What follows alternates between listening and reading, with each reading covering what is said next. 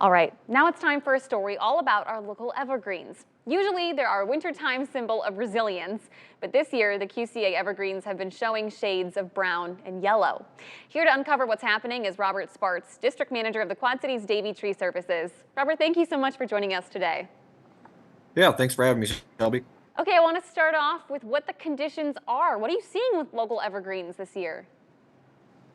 Well, we had a lack of rainfall this year, which is going to result in a lot of drying out of the needles of these evergreen trees.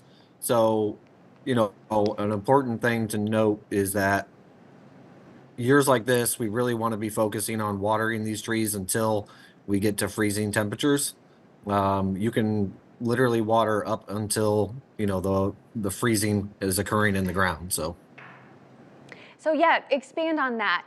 I understand there's a couple different things that might be causing evergreens this year to drop some of their needles. And when we talk about needle dropping and needles turning brown, there's a difference between brown needles on the inside of the tree versus the outside, right?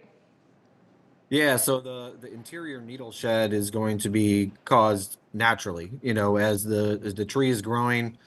I every about 3 to 5 years, those older needles on the inside as they get shaded out are going to naturally fall. And then also as well as the tree gets bigger, maybe some of the bottom branches might start to die out as well too. So that, is naturally occurring. Now, when we start to see it on the outside, we're really looking at, is it windburn related? Is it lack of moisture related? Is it too much moisture related? Or it could be an insect or disease problem that we could be dealing with as well too. Especially when it comes to wintertime, there's something called, what is it, sun scalding, is that right?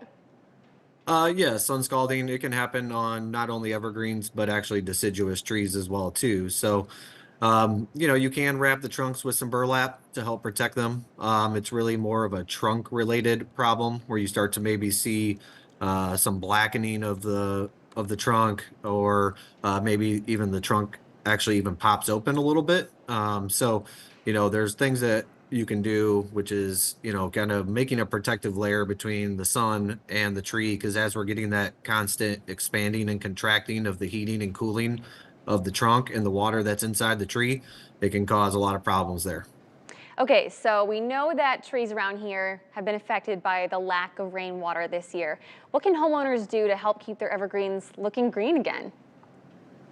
Well, I would say if you're seeing issues, the first thing that I would say is to maybe have a certified arborist come out and inspect the property, just to see if there's something that we can do to help. If you're trying to maybe do something by yourself, watering, mulching, are two of the most important things that we can do for trees. Not only does mulch, um, help eliminate some of the competition with other things around it. But it also helps retain moisture in the soil better as well too. So, just water. I can't stress the importance of watering and mulching of trees. Two of the most important things that you obviously need to do for a tree. Absolutely. Robert, thank you so much for joining us here today. Yeah, no, thanks for your time. Appreciate it. Absolutely. And